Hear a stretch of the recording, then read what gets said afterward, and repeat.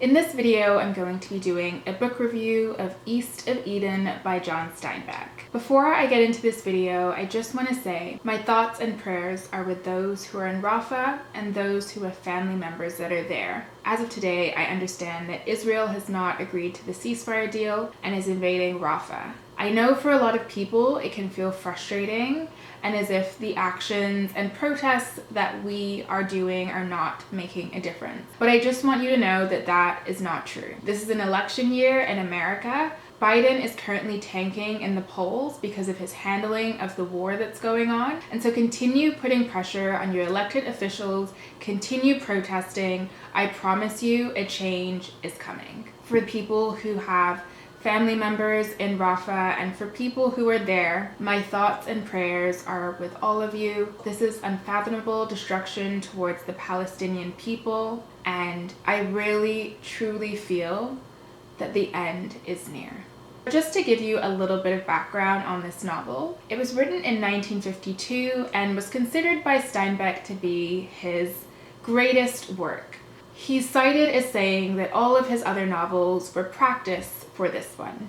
This novel is a family saga following the Hamilton family and multiple generations of the Trask family. The Hamiltons are actually based off of Steinbeck's own family. Within the Hamilton family, the main character we really hear about is Samuel. I would really say that the Trask family are the focus of this novel, so they're the ones I'm going to talk about now. First, we meet Cyrus. He has two wives who each bore him a son, Adam and Charles. Throughout the novel, we see tension and rivalry between these two brothers, and the rivalry mainly stems around love that they want to get from their father. Adam is described as more of a soft, sensitive type, while Charles is described as much more strong and manly. Throughout the novel, we see a rivalry between the two brothers, largely stemming from a desire for Cyrus's love. Later in the novel, we meet Kathy. Kathy is an extremely manipulative and vindictive person.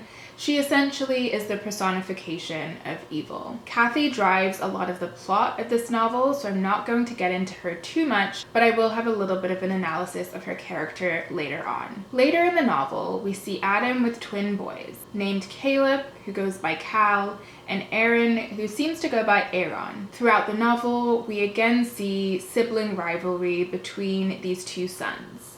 Aaron is definitely more of the sensitive and quiet type. He's described as having an angelic nature. Cal, on the other hand, is much more vindictive and is constantly fighting between the good and bad sides of himself. The last character I'm going to talk about is Lee. Lee is a cook who works for Adam, and Lee is of Chinese descent. I think it's important to talk about where a lot of the premise, themes, and symbols in this novel came from, and that is from the story of Cain and Abel. This story can be found within Judaism, Christianity, and also Islam. So for those who are unfamiliar with the story in these religious traditions, Adam and Eve were the first human beings, and they have two sons, Cain and Abel. Cain, the firstborn, was a farmer, while Abel was a shepherd. In the story, we see the two brothers make offerings to God. Cain offers some of his crops, while Abel offers the best portions of the firstborn of his flock. God accepted Abel and the gift that he provided,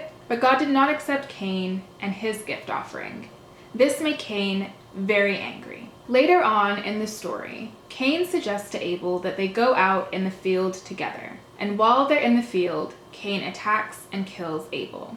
As punishment, God banishes Cain from the land.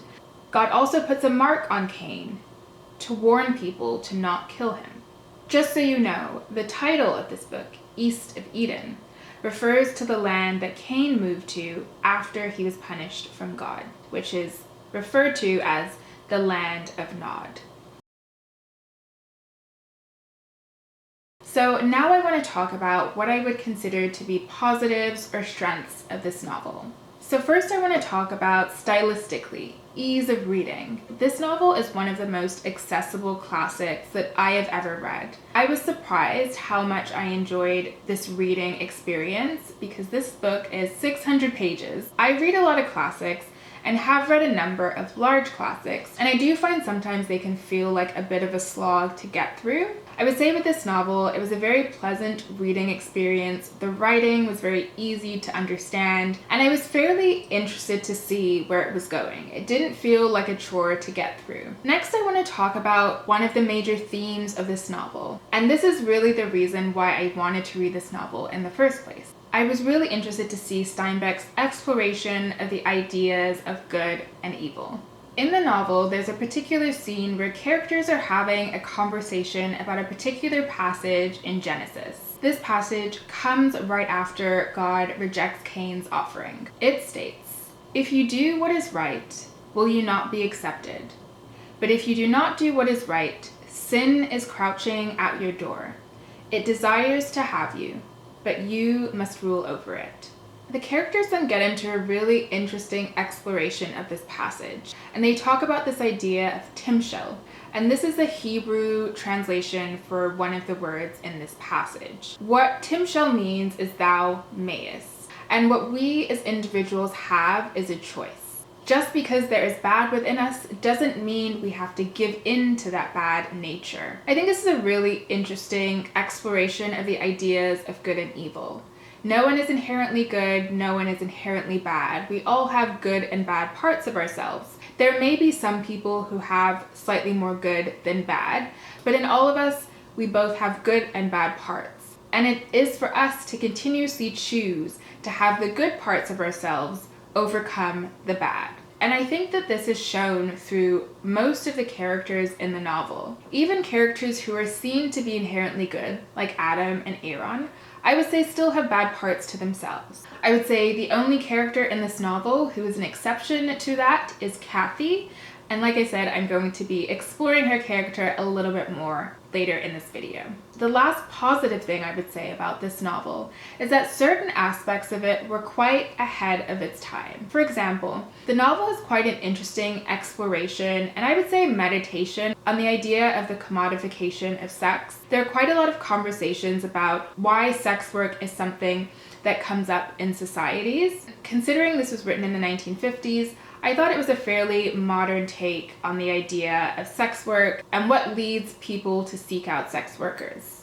I also felt like the novel had a fairly decent treatment of its minority character, Lee. As I mentioned earlier, Lee is Chinese American. When he was first introduced, I felt like the novel did not treat his character well, and I was a little bit worried that was going to continue.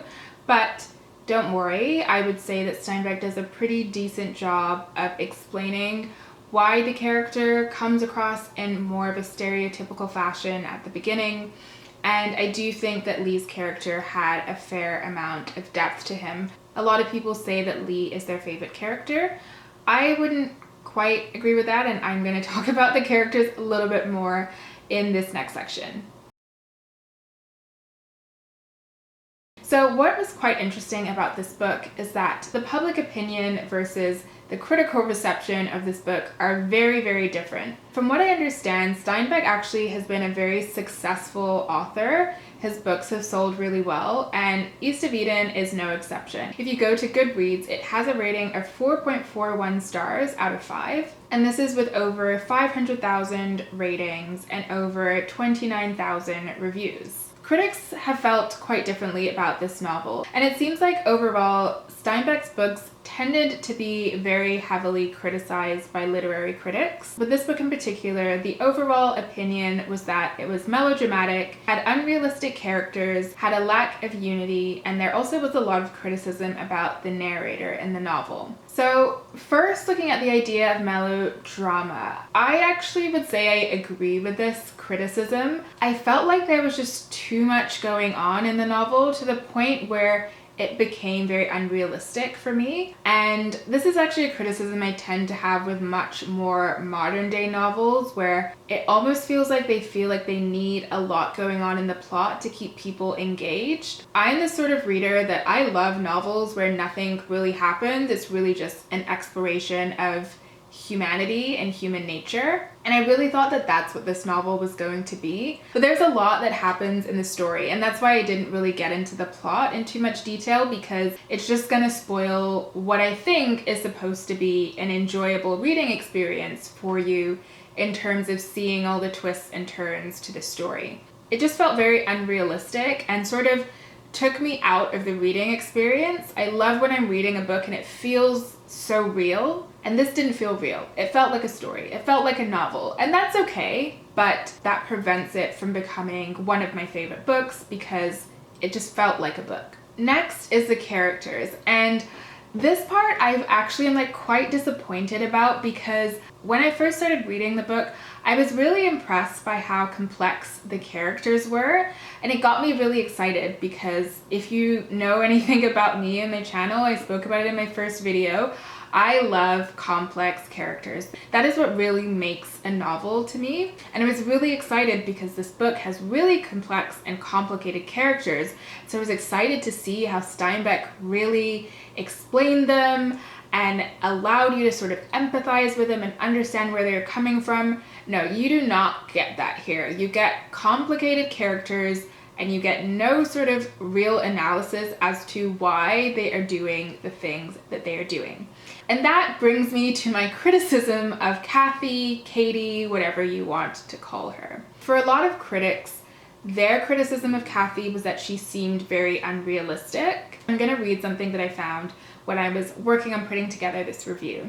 The young Alan Luden, a family friend, told Steinbeck that I didn't believe Kathy because she was all bad. Steinbeck replied that Katie is a total representative of Satan.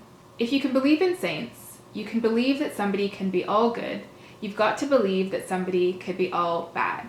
To Sheffield, Steinbeck wrote, "You won't believe her. Many people don't. I don't know whether I believe her either, but I know she exists." My criticism of Kathy was not that she seemed unrealistic. I do think that it is possible for somebody to be what we consider to be evil.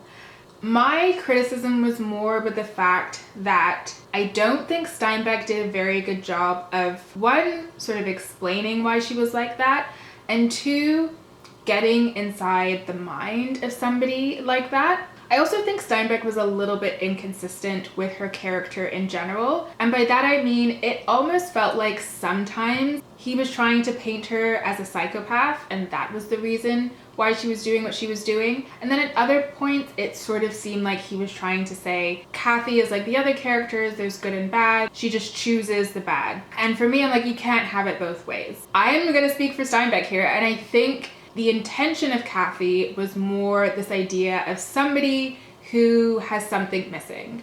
When he first introduces Kathy's character, Steinbeck talks about how there are certain instances where people are born with sort of something missing physically.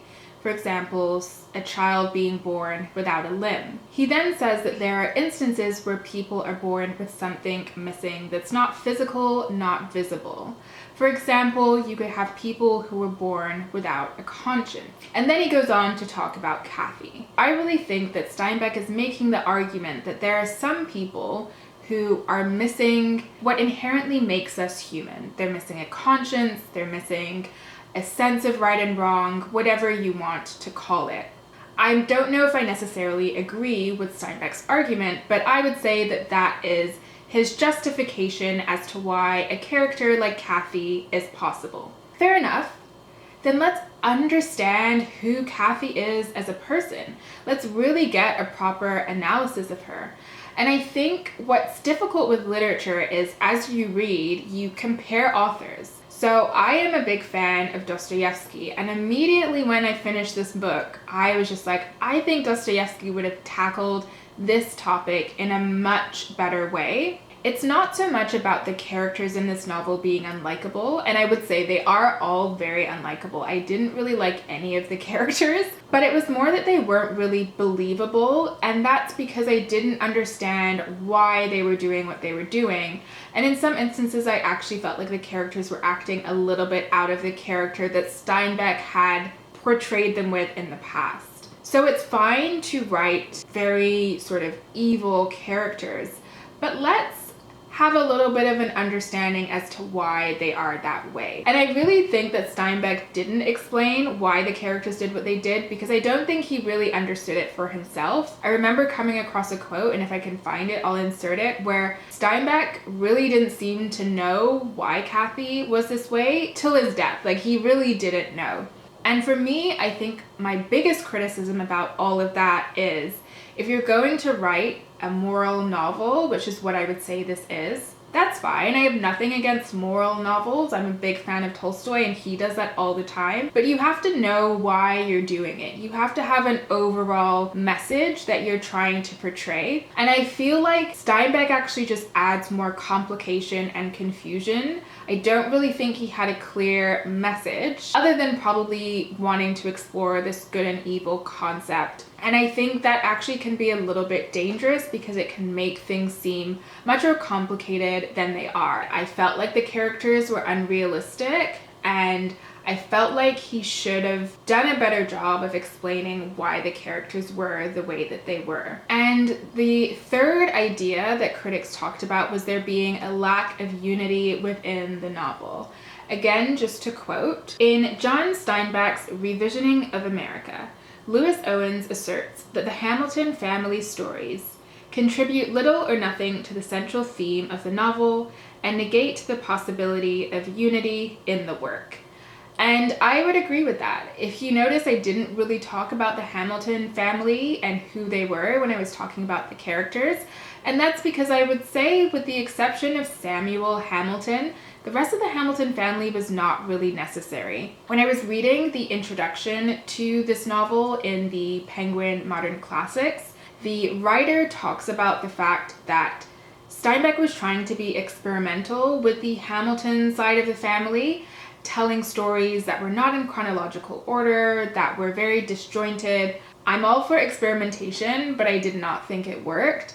I feel like the Hamilton stories could have been taken out of the novel and would have made this a much shorter, more concise, and more clear work. For me, I think the novel was much too big, and I think that part of it was because of this other storyline that Steinbeck was trying to bring in, which just didn't feel at all necessary. So in conclusion, I know I spent some time talking about negatives of this book. I don't want you to think I didn't like it. I think it's a good book. I just would not give it 5 stars. I think that this is definitely a book I would recommend to somebody who doesn't have a lot of experience with classics and wants a really easy classic that looks at an interesting philosophical concept, which in this instance is good versus evil. I will read Steinbeck's other works in the future. I'll probably try one of his smaller novels, because I want to see whether those would be really good classics for someone who wants to start. And I one day will read The Grapes of Wrath, because from what I could see, most people seem to prefer that over this. So thank you so much for watching. I hope that you enjoyed this review.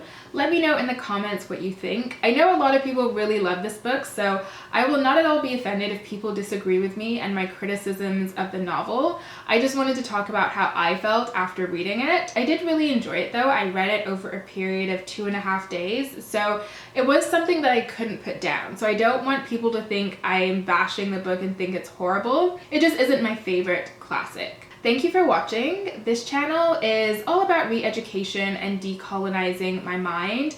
I'm currently on a journey where I am reading lots of new things, and I made this channel as a way to share what I'm reading and learning with the world. So if you are interested in following along with me on that journey, then feel free to subscribe, and thank you for the support. I will see you in the next one. Bye.